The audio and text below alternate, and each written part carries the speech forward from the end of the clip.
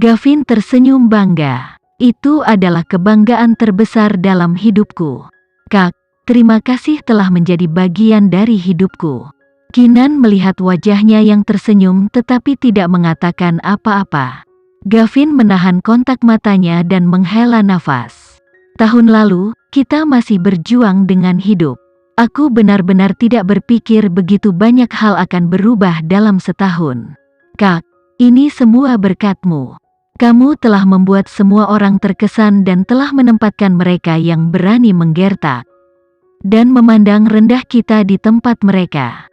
Kakak telah menamparkan muka semua orang yang melakukan kesalahan pada kita. Keenan meminta maaf. Jika aku telah memulihkan ingatanku lebih awal, maka kamu dan paman tidak akan terlalu menderita. Tidak apa-apa, semuanya sepadan pada akhirnya. Aku sangat puas dengan bagaimana semuanya berjalan. Kak, bagaimana denganmu? Apakah kakak bahagia? Keenan mengangguk. Satu-satunya hal yang dia minta di dunia ini adalah agar orang-orang yang dia sayangi bahagia. Dia tidak mendambakan lebih dari itu. Kak, aku pergi dulu, kata Gavin saat melihat Vano berjalan mendekat. Dia berdiri dan pergi, memberi mereka privasi. Vano berjalan sambil tersenyum dan mengambil tempat yang dikosongkan Gavin. Kakakmu benar, kamu menamparkan wajah semua orang yang berani menentangmu, katanya dengan seringai jahat sambil duduk. Keenan berkata dengan lembut, sebenarnya, itu bukan niatku sejak awal. Aku tahu, tidak ada yang ingin mengamuk dalam perang tanpa alasan. Tetapi tidak dapat disangkal bahwa kamu telah membuat semua orang terkesan. Sepasang mata penuh gairah Vano menatapnya. Dia senang karena keluarganya akhirnya menerimanya. Kau juga menamparkan wajahku, tambahnya sambil menyeringai. Keenan mengangkat alisnya. Vano meraih tangannya dan berkata dengan kejam, tapi aku tidak keberatan, bahkan jika kamu menamparku sampai mati, aku tidak akan keberatan. Apa kamu sangat suka ditampar? Keenan bertanya dengan sengaja. Vano mengangguk, hanya jika kamu yang melakukan tamparan karena aku menyukai semua yang kamu lakukan. Sebenarnya, kurasa aku tidak menamparkan wajahmu. Dia telah membalas dendam terhadap semua orang yang menyakitinya dan keluarganya kecuali dia. Ini karena dia tahu bagiannya di dalamnya semua tidak disengaja, dan mengenai masalah hubungan mereka, dia juga bertanggung jawab. Vano tersenyum jahat. Kenapa kamu tidak melakukannya sekarang? Vano kemudian meraih tangannya dan menamparkan wajahnya sendiri. Keenan menarik tangannya dengan cepat. Berhenti bercanda. Aku serius, Vano menatap matanya. Jangan ragu untuk menamparku jika kamu membenciku. Aku tidak membencimu. Ini berarti kamu menyukaiku? Vano sampai pada kesimpulannya sendiri. Baiklah, sekarang aku tahu kau menyukaiku.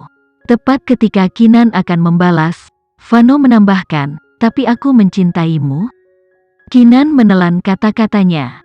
Vano menatap jauh ke dalam matanya dan mengulangi perlahan, Keenan, aku mencintaimu, aku hanya akan mencintaimu. Keenan bergumam dalam hati, bisakah Vano berbicara tentang hal lain? Vano tahu dia tidak nyaman dalam situasi seperti itu. Untungnya, Keenan adalah ahli mengubah topik pembicaraan. Ngomong-ngomong, apakah kamu memiliki seseorang yang memeriksa hubungan antara Arga dan Agnes? Vano terkekeh, dia tahu Keenan sedang menghindar. Dia tidak menempatkannya di tempat tetapi mengangguk dan berkata, tentu saja. Tidak hanya itu, kita juga harus memeriksa keluarga Alvarendra. Sikap mereka terhadap keluarga Dirgantara terlalu mencurigakan. Mereka mencoba menjatuhkan keluarga Dirgantara, Keenan bertanya langsung. Vano menarik kesembronoannya dan mengangguk dengan muram. Aku pikir begitu. Keenan menyipitkan matanya. Keenan merasa berhutang budi kepada keluarga Dirgantara, jadi dia ingin menjaganya juga. Dia tidak akan membiarkan orang lain menjatuhkan keluarga Dirgantara. Arga akan menjadi pembuka kita, saran Keenan. Vano bersenandung perlahan sebelum mengangguk. Maksudmu dia menjual keluarga Alvarendra? Itu benar. Arga akan mengotori Agnes. Melewatinya adalah tindakan terbaik kita. Vano mengangguk, setuju dengan analisisnya. Tapi dia mungkin tidak mau bekerja sama. Dia mungkin mengandalkan keluarga Alvarendra untuk menyelamatkannya. Kinan tertawa. Tidak akan ada yang bisa menyelamatkannya. Vano mengangguk. Memang, tidak ada yang bisa menyelamatkan Arga. 1. Kejahatannya terlalu besar. 2. Bukti datang dari Presiden negara Y. Jadi ini sudah krisis internasional. 3. Keluarga Dirgantara akan mencoba yang terbaik untuk menghukumnya. 4. Kejahatannya terungkap di persidangan. Jika dia diampuni, itu akan menyebabkan kerusuhan publik. Oleh karena itu, tidak peduli dari sudut mana, Arga adalah orang mati. Bahkan jika dia memiliki pengaruh pada keluarga Alvarendra, itu tidak berguna karena keluarga Alvarendra tidak cukup kuat untuk mengampuni dosa sebesar kejahatan perang.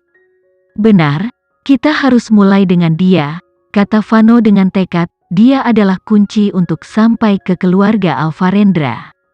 Yang mengejutkan semua orang, sebelum mereka menjangkau Arga, keesokan harinya, dia secara aktif menuntut untuk bertemu Kinan. Kinan penasaran. Apa? Dia ingin bertemu denganku? Tapi kenapa? Seharusnya tidak ada yang perlu dibicarakan di antara kita. Petugas yang datang untuk memberitahunya menjawab, benar, dia mengatakan dia hanya akan mengaku setelah dia berbicara dengan Anda. Nona Kinan, mengapa Anda tidak pergi dengan Tuan Vano untuk menemuinya? Jika dia mau mengaku, itu akan menghemat banyak waktu dan masalah semua orang. Beberapa orang masih menganggap Kinan dan Nando curiga. Jika Arga mau mengakui bahwa dialah yang menjebak mereka, maka mereka akan langsung dibersihkan. Kinan mengangguk dengan mudah. Baiklah, aku akan pergi menemuinya. Vano mengkhawatirkannya sehingga dia menemaninya ke pusat penahanan. Namun, Arga hanya akan bertemu Kinan sendirian, jadi dia harus menunggunya di luar. Kinan dibawa ke ruang interogasi. Ini adalah kedua kalinya dia berada di tempat ini. Terakhir kali, mengunjungi Arkan, sekarang mengunjungi Arga. Ironi Arga menjadi pembunuh Arkan tidak hilang dari ingatan Kinan. Arga tampaknya menjadi jauh lebih kuyu meskipun baru 1 hari. Seragamnya telah dilepas dan dia mengenakan tesot polos yang berantakan. Jenggot telah tumbuh di bawah dagunya. Ada lingkaran hitam di bawah matanya, menunjukkan malam tanpa tidur. Satu-satunya hal yang bersemangat tentang dia adalah sepasang matanya. Namun, tatapannya tidak setajam sebelumnya, melainkan menjadi lebih pendiam. Setelah dia masuk, Arga berkata dengan lembut, "Duduk, jangan khawatir, aku tidak akan menyakitimu." Ada sekat di antara mereka. Kinan tersenyum. "Bagaimana kamu bisa menyakitiku?" Dia duduk dengan tenang dan percaya diri di hadapannya. Arga menertawakan kata-katanya sendiri. Dia lupa bahwa wanita di hadapannya bukanlah wanita pengecut. Dia cukup berani untuk mengeksposnya di depan pengadilan, jadi dia jelas tidak takut padanya. Seorang wanita sepertimu jelas merupakan salah satu dari jenisnya. Aku pernah bertemu sebelumnya. Sebenarnya kamu mengingatkanku padanya, komentar Arga sambil menatap Kinan. Kinan tidak dipimpin olehnya. Dia berkata dengan lembut, "Katakan padaku, mengapa kamu meminta untuk bertemu denganku?" Arga tersenyum jahat, "Karena aku tahu kamu ingin bertemu denganku." Arga memperkirakan kita akan membutuhkan kerja samanya.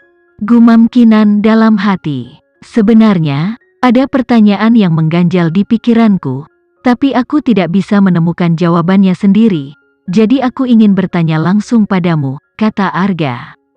Kinan ikut bermain, pertanyaan apa? Apakah kamu tahu Sheila? Arga bertanya langsung. Kinan sedikit terkejut dengan pertanyaan ini. Bagaimana jika aku mengetahuinya? Sekian dulu ya video kali ini, kita lanjutkan lagi videonya di lain waktu. Oh iya, bagaimana menurut kalian? Semoga bisa sedikit menghibur kalian semua. Untuk teman-teman yang baru nonton, jangan lupa subscribe ya, hehehe. Dan kalau teman-teman ada yang ingin gabung langganan, bisa langsung gabung saja untuk dapat fitur yang menarik dan sedikit membantu Mimin. Terima kasih banyak sudah menonton, sampai jumpa lagi, bye bye bye.